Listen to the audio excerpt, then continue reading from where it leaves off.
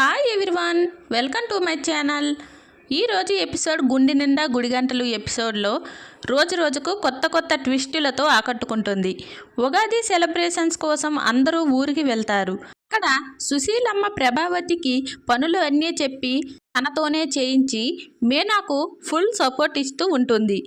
ఈరోజు ఎపిసోడ్ విషయానికి వస్తే అంటే మీనా వండి పెడుతుంది. కానీ రోహిణి వాళ్ళ మేనమామకు కూడా ఎలా వండి పెడుతుంది? పైగా నీ ఇంట్లో మీనా నీకు కోడలు, కానీ ఇక్కడ నాకు మనవరాలు. మరోవైపు ఇక్కడ కోడల పోస్ట్ నీదేనన్న సంగతి గుర్తుంచుకోమని సుశీలమ్మ ప్రభావతితో అంటుంది. దాంతో ఈరోజు వంటలన్నీ నువ్వే చేయాలని ఆదేశిస్తుంది. మీనాకు ఏమాత్రం పని చెప్పకూడదని, కేవలం ప్రభావతినే చేయాలని, కావాలంటే సహకారంగా కొత్త కోడళ్ళు రోహిణి, శృతిల సహకారం తీసుకోమని సూచిస్తుంది. ఇక మీనాకు మాత్రం చెప్పొద్దని స్పష్టం చేస్తుంది. దాంతో ప్రభావతి తన ఇద్దరు కోడళ్లను తీసుకొని వంటలు వండే పనిలో నిమగ్నమవుతుంది. అసలే వంటరాని కోడళ్లతో ప్రభావతి నానా తంటాలు పడుతుంది. దాంతో శృతి రోహిణితో కలిసి మొదట కూరగాయలు తరిమేందుకు వెళ్తుంది. శృతిని కూరగాయలు తరుము అంటుంది. కానీ ఆమెకు కత్తిపీటకు కత్తికి తేడానే తెలియదు. ఇలా తరమాల్సిన కూరగాయలను తురమాల్సిన వాటిని నరుకుతూ ప్రభావతికి చుక్కలు చూపిస్తుంది శృతి. ఇక రోహిణి మాత్రం రోలులో ఎండుకారం బాగానే దంచుతుంది. మలేషియాలో ఉన్నప్పటికీ ఎండుకారం బాగానే దంచేవే అంటూ పని మనిషి అంటుంది. దాంతో ప్రభావతి, శృతి ఇద్దరూ షాక్ అవుతారు. నీకు దంచడం రాదు కదమ్మా, ఎలా అంత బాగా దంచావు అంటూ అడుగుతుంది ప్రభావతి. దాంతో రోహిణి నేను ఏదైనా చూస్తే ఇట్టే పట్టేస్తానని, త్వరగా నేర్చుకుంటానని చెబుతుంది. నువ్వు ఎప్పుడూ వంట చేయడం చూడలేదే అని శృతి అనుమానం వ్యక్తం చేస్తుంది. దాంతో రోహిణి అయ్యో వంటలకు ఆలస్యం అవుతుంది అంటూ మాట మార్చేస్తుంది. మళ్ళీ ముగ్గురు కలిసి వంటలపై దృష్టి పెడతారు.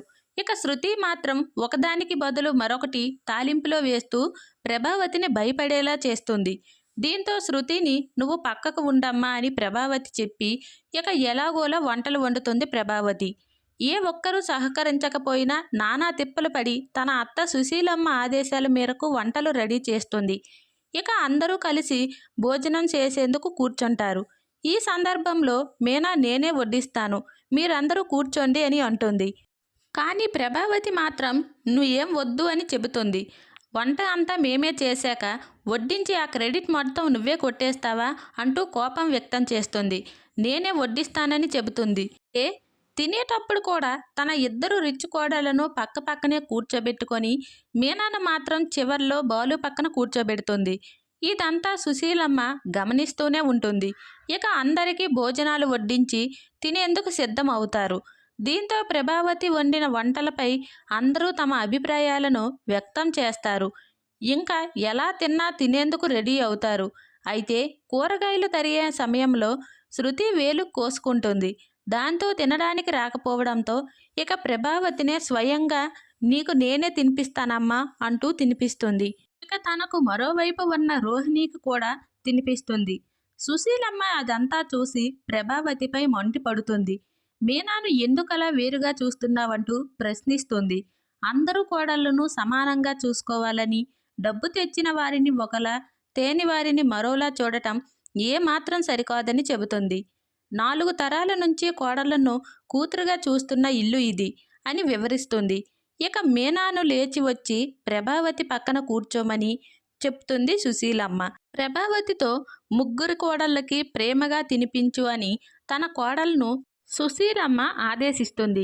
కానీ ప్రభావతి రోహిణి, శృతికి ప్రేమగా తినిపించి మీనాకు మాత్రం విసుక్కుంటూ నోట్లో కుక్కుతుంది. దాంతో సుశీలమ్మ మండిపడుతుంది. అప్పటికే వంటలు చేయించి రిచ్చు కోడళ్ళ తిక్క కుదర్చడంతో పాటు ఇక ప్రభావతి మనస్సులో మీనాపై ఉన్న చిన్న చూపును కూడా తొలగించేస్తుంది సుశీలమ్మ. సుశీలమ్మ భయానికి మాత్రం మంచిగానే ప్రవర్తిస్తూ ఉంటుంది మన ప్రభావతి. ఇక భోజనాల కార్యక్రమం అవ్వగానే సాయంత్రం వేళ అందరూ పట్టు వస్త్రాలు ధరించి వెన్నెల వెలుతురులో కుటుంబ సమేతంగా కూర్చుంటారు. ఈ కార్యక్రమంలోనే బాలు ఎప్పటిలాగే తన తల్లి ప్రభావతి, మనోజ్, రవిలపై పంచులు పీల్చుతాడు.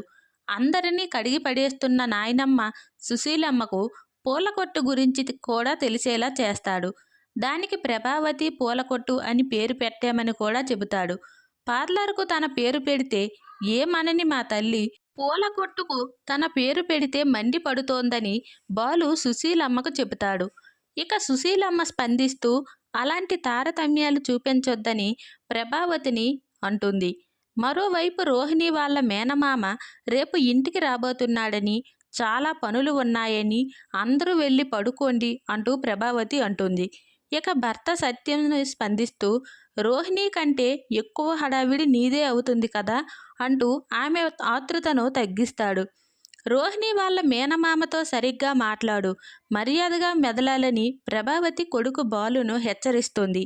సత్యం కలగజేసుకొని మర్యాద అనేది రెండు వైపులా ఉండాలి. ఇచ్చిపుచ్చుకుంటేనే అది మర్యాద అవుతుంది. ఇక రోహిణి వాళ్ళ మేనమామ ఎలాంటోడో బాలునే కాదు నేను కూడా చూస్తానని సత్యం అంటాడు. తన మేనమామ హైదరాబాద్లో ఫ్లైట్ దిగి రాజమండ్రికి వచ్చాడని, తన చిన్ననాటి స్నేహితులను కలిసి రేపు కారులో మన ఇంటికి వస్తారని చెబుతోంది రోహిణి. ఇక అతను వచ్చాక ఏం జరుగుతుంది? వచ్చేది రోహిణి వాళ్ళ మేనమామ కాదని బాలు నిరూపించగలరా? లేదా ఎలా నిరూపించుకుంటాడు? లేదా రోహిణి ఎలా దీని నుంచి తప్పించుకుంటుందో ఈ వివరాలన్నీ కూడా మనం నెక్స్ట్ వీడియోలో తెలుసుకుందాం. ఈ వీడియో కనుక మీకు నచ్చినట్లయితే లైక్ చేసి షేర్ చేయండి.